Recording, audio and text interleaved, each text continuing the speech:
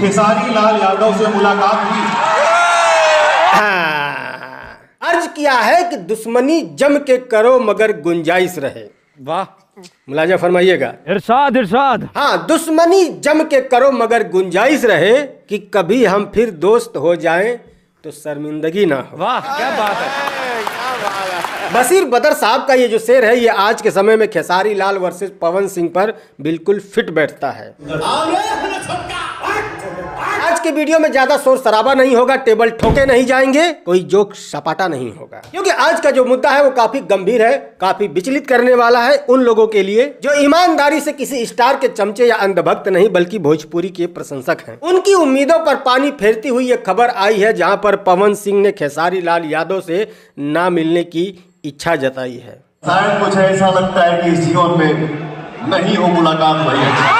क्या लगता है पवन सिंह अपने इस वादे पर खरे उतर पाएंगे या वक्त के साथ पलटी मार जाएंगे? नेताओं की बात को इतना गंभीरता से नहीं लिया जाता है। ये वही पवन सिंह है ना जो स्वाभिमान के साथ समझौता नहीं करने वाले थे। बात तो सही है। अब ऐसा नहीं है कि हमला अचानक या एक तरफा हुआ है। मुलाजा फरमाइएगा। इरशाद इरशाद। हाँ, ऐसा नहीं है कि हमला अचानक या एक तरफा हुआ है। खेसारी लाल यादव पवन सिंह से पहले पवन सिंह पे बरसा हुआ है। अरे लूट लिया जावाई आपने, लूट लिया। अब देखिए, वो महिलाओं का सम्मान करते हैं? नहीं करते ना। महिलाओं का सम्मान नहीं करते हैं? नहीं करते ना। अरे पवन सिंह महिलाओं का सम्मान नहीं करते हैं? अबे मुझे क्या पता, मुझसे पूछे जा रही है बार बार। तो क्या हाल है? ठीक है, देख तो रहे ही हो आप कलिए से का ड्रामा हो ही रहा है। मतलब जीना हराम कर दिया इन लोगों ने। नहीं, मेरा नहीं, इन लोगों ने अपनी ही इंडस्ट्री वालों का जीना हराम कर दिया है। एक विवाद शांत होता नहीं है कि दूसरा ले बेटा, दूसरा शांत होता नहीं है कि तीसरा ले बेटा। पूरी भोजपुरी एल्बम इंडस्ट्री सदमे में है। हम डिस्प्रेशन में अभी हैं। खेसारी और पवन के हर विवाद के बाद इंडस्ट्री वाले यही सोचते हैं कि बस ये विवाद शांत हो जाए, उसके बाद फिर पब्लिक जनता गाने वाने फिल्में उल्मे की बात करने लगेगी, फिर हमारा भी गाना चलेगा। और जैसे ही एक विवाद शांत होता है, दूसरे सिंगर जैसे ही अपना गाना अपलोड करने की सोचते हैं कि चलो भैया अब विवाद शांत हो गया है, अब गाना डालते हैं, शायद पब्लिक हमारे गाने पर ध्यान देगी। अभी वो सोचते ही रहते हैं, तब तक इधर नया ड्रामा शुरू हो जाता है। मारो हमको जिंदा मत छोड़ो सालो। खैर, तो इस बार खेसारी और पवन दोनों लोगों ने मिल करके पूरा इंटरनेट का चक्का जाम कर दिया है। और इस बार का हमला एक तरफा नहीं है, बल्कि दोनों ने अपनी अपनी तरफ से अपने अपने IQ लेवल का बकवास किया है। नहीं हो मुलाकात भाई। अब देखिए, वो महिलाओं का सम्मान करते हैं? अब ले बेटा, एक हफ्ता यही चलेगा। ले बेटा। सबसे पहले शुरुआत किया खेसारी लाल यादव ने। अच्छा, हाँ, उनका काम है खोदल, खोद दे ले बाड़ा। हमार काम है खोदल, हम खोद दे ले। का खोदले बाड़ा लगा भैया। कहीं ना कहीं अरे मर्दे, बिक्स की गोली दो, खींच खींच दूर करो। खैर, साफ साफ बोलो, कहना क्या चाहते हो? अब तो क्या मैं छपरा में रहूं, मेरा काम छपरा में है। अब बात उन लोगों की भी कर लेते हैं जो कमेंट सेक्शन में पूछते हैं कि भैया आपने अपना इनकम कैसे बढ़ाया। और हर बार मैं उनको एक बहुत ही जेन्युइन ऑप्शन सजेस्ट करता हूं, जहां से आप बहुत ही लीगल वे में अर्निंग कर सकते हैं। यस, नाम है मार्केट वुल्फ। मार्केट वुल्फ एक सेबी रजिस्टर्ड ऐप है जो इंडिया में बहुत तेजी से बढ़ रहा है। चलो मैं आपको दिखाता हूं कि इस ऐप को यूज कैसे करना है। मैंने यहाँ लॉग इन कर लिया और फॉलो ट्रेड पर क्लिक किया। इसमें आपको रियल टाइम में वो ट्रेड दिखते हैं जहां से लोगों ने प्रॉफिट बनाए हैं, और ये प्रॉफिटेबल ट्रेड आप सिर्फ एक टैब में ट्रेड कर सकते हो। यहाँ पर देखिए, मैंने बस फॉलो ट्रेड पर क्लिक किया, ट्रेड प्लेस किया और बस ट्रेड मेरा चालू हो गया। यहाँ आप अपनी एक बहुत ही छोटी इन्वेस्टमेंट अमाउंट से भी ट्रेडिंग स्टार्ट कर सकते हैं। और अब जिनको डर लगता है कि भैया कुछ बड़ा नुकसान हो गया, तो भैया इसमें इसका भी सोल्यूशन है। इस ऐप में इनबिल्ट स्टॉप लॉस फीचर है जो आपको बड़े नुकसान से बचाता है। जैसे ही आपका ट्रेड एक लॉस लेवल तक पहुंचता है, ये ऑटोमेटिक स्टॉप लगा देता है ताकि आपका कुछ भी बड़ा नुकसान न हो। यहाँ पर देखिए, प्रॉफिट ट्रेंड के हिसाब से मूव कर रहा था, मैंने स्टॉप ट्रेड पर क्लिक किया और बस ये देखिए 1306 का प्रॉफिट बुक हो गया इतने कम समय में। मार्केट वुल्फ आपको फ्री रिकमेंडेशन भी देता है, जैसे कि दिसंबर में लोगों ने सिर्फ एक दिन में 8606, जून में 70468 और जुलाई में 59696 और अक्टूबर में 58207 का प्रॉफिट बुक किया है। और इस प्रॉफिट में मार्केट वुल्फ का कोई कमीशन नहीं लगता। इस पूरी फैसिलिटी को आप सिर्फ 99 के लाइफ टाइम फी पर इस्तेमाल कर सकते हैं, सुबह के 9 बजे से लेकर के रात को 12 बजे तक। मार्केट वुल्फ के 20 लाख से भी ज्यादा डाउनलोड ऑलरेडी हो चुके हैं। लोग इससे अपना फाइनेंशियल फ्यूचर सिक्योर कर रहे हैं। तो भैया आप क्या कर रहे हैं? लिंक मैंने डिस्क्रिप्शन और पिन कमेंट दोनों जगह पर दे दिया है, go and check out market wolf. इन लोगों ने फिल्म सिटी बना रखी है क्या बिहार में? खैर, तो ये जो बात है, ये जो जवाब है खेसारी लाल यादव ने दिया है भोजपुरी फिल्म इंडस्ट्री के जुबली स्टार दिनेश लाल यादव निरहुआ को। क्योंकि आज के कुछ दिन पहले किसी इंटरव्यू में दिनेश लाल यादव निरहुआ ने कहा था कि अब उनको छपरा में रह के ही छपरा के लोगों की सेवा करनी चाहिए और फिर अगली बार चुनाव में किस्मत आजमानी चाहिए। लेकिन वो छपरा में रहेंगे नहीं, सीधे भाग के बम्बई जाएंगे। ये कहा था दिनेश लाल यादव निरहुआ ने खेसारी लाल यादव के लिए। छपरा छोड़ के भाग गए वो 100% भाग गए।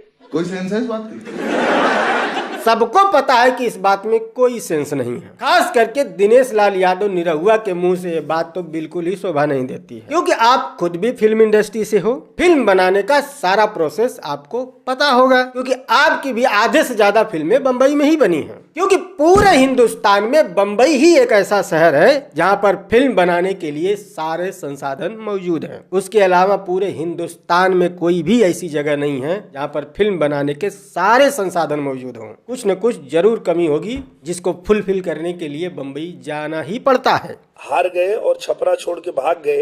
और निरहुआ के इसी बात का जवाब खेसारी लाल यादव ने दिया है। भैया, सरकार आपकी है, आप भी नेता हो उसी पार्टी के जिस पार्टी की सरकार बिहार में है, और वो सरकार आज से तो है नहीं, 20-22 सालों से है। क्या किया है बिहार में आपने फिल्म इंडस्ट्री के लिए कि आदमी को बिहार से बाहर न जाना पड़े फिल्म बनाने के लिए?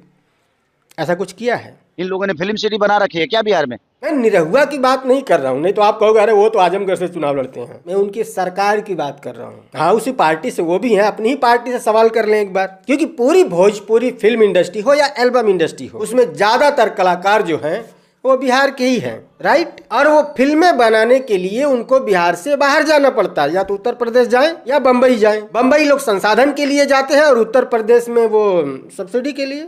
अब इस बात पे सीना मत ठोक लेना कि उत्तर प्रदेश में भी तो हमारी ही सरकार है। हमने सब्सिडी का ऐसा नियम बनाया है कि लोग हमारे यहाँ फिल्में शूट करने आते हैं। यही मन में ख्याल आ रहा होगा ना? हाँ। तो आपकी जानकारी के लिए बता दूं कि नियम और ये कानून अखिलेश यादव का बनाया हुआ है, ठीक है? ये क्या बात करते हैं यार? दिनेश भाई, राजा बाबू को भी सब्सिडी में चुना गया है उत्तर प्रदेश सरकार की ओर से, अच्छा कदम है। दिनेश लाल यादव निरहुआ क्या रिएक्ट करते हैं? मैं इसको बहुत अच्छा मानता हूं और मैं माननीय मुख्यमंत्री अखिलेश जी का धन्यवाद देना चाहता हूं, उनका आभार व्यक्त करना चाहता हूं कि उन्होंने ये कदम उठाया। तब मजा आया था ना सब्सिडी लेके। अगर आपकी सरकार में ये पोटेंशियल है कि आप सब्सिडी दे सकते हो, बिहार में है आपकी ही सरकार 20-25 सालों से, दे दो। नहीं जाना पड़ेगा बम्बई, उसको बैठेगा छपरा में, लोगों की सेवा करेगा, वहीं फिल्म भी बनाएगा आप ही की तरह, जैसे आप आजमगढ़ में बैठ के फिल्म बना रहे हो। छपरा छोड़ के भाग गए वो 100% भाग गए। तो कुल मिला के बात यह है कि ये बहुत ही गैर जिम्मेदाराना बयान है दिनेश लाल यादव निरहुआ का कि छपरा में बैठ के फिल्म बनाओ और छपरा में बैठ के लोगों की सेवा करो, जबकि आप भी उसी फिल्म इंडस्ट्री से आते हो जहां पर संसाधनों की बहुत कमी है। सरकार तो आप ही बोलिए नीतीश चचा को कल से सब्सिडी चालू कर दे, फिल्म सिटी चालू कर दे, अरे हम आ जाए वहीं पे खैर, तो अब आते हैं खेसारी लाल यादव के अगले बकवास की तरफ। यस, इसको बात तो कतई नहीं कहेंगे, बकवास ही कहेंगे, और वो बकवास है ये। बट मेरे बीवी बच्चों से तो मुझे लेना देना है ना भाई। दुनिया के इकलौते फैमिलियर इंसान, इनके अलावा किसी के पास फैमिली नहीं है ना। अब उनको भी, उनके बीवी बच्चों से उनको लेना देना तो है नहीं। 1000 बार इनको समझाया जाता है कि भैया आप लोगों की लंठई में ना किसी की फैमिली का कोई योगदान नहीं होता, सब फैमिली तक मत जाया करो किसी के भी।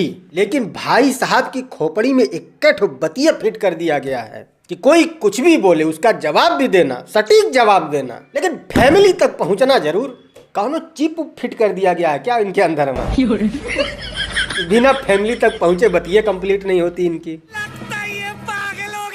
लल्लन टॉप अड्डे पर बैठ करके पवन सिंह ने खेसारी लाल यादव से ना मिलने की जो इच्छा जताई है, और शायद मुझे ऐसा लगता है कि इस जीवन में नहीं हो मुलाकात वही अच्छा।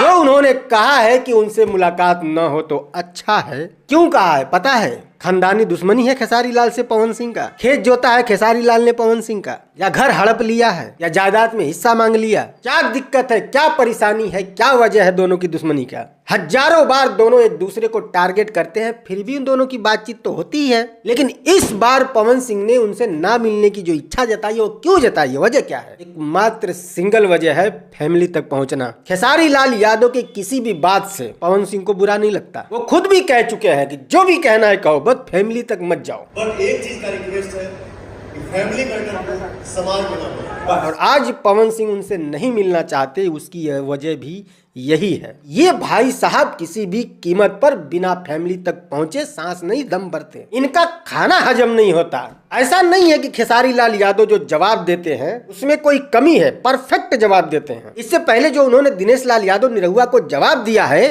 वो एकदम परफेक्ट है, सटीक है। कि अगर दिनेश लाल यादव निरहुआ तुमसे कहते हैं कि छपरा में बैठ के फिल्म बनाओ, आपने जवाब दिया कि फिर ठीक है छपरा में फिल्म इंडस्ट्री बनवा दो, हम वहीं बैठ के फिल्म बनाएंगे, फिल्म सिटी दे दो, क्योंकि मैं संगीत के बिना रह नहीं सकता। जवाब आपका परफेक्ट है। इसके बाद फिर फैमिली तक पहुंचने की जरूरत आ कहां पड़ी भाई? पूछा पत्रकार ने कि आपकी फैमिली कहां रहती है या फिर उनकी फैमिली के बारे में क्या कहना चाहेंगे, कुछ पूछा ऐसा? नहीं ना। क्यों करना है किसी की फैमिली पर कमेंट? हाँ, वो तुम्हें सनातन विरोधी बोलते हैं, मंदिर विरोधी बोलते हैं, राम विरोधी बोलते हैं, ये उनका पॉलिटिकल एजेंडा है और ये देश के पूरे बच्चे को पता है। वो हर अपने अपोजिशन को धर्म के नाम पे ही टारगेट करते हैं। उनकी पार्टी या उनकी विचारधारा के खिलाफ जो भी हो वो सनातन विरोधी है। तो ये उनका पॉलिटिकल एजेंडा है। आपको भी चुनाव लड़ना है तो अपना एक पॉलिटिकल एजेंडा बनाओ, और वो एजेंडा फैमिली तक नहीं जाता।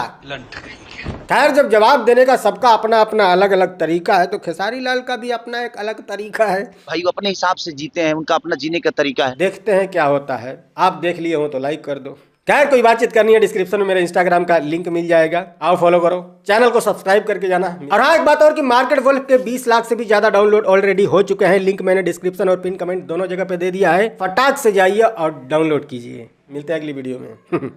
बाय।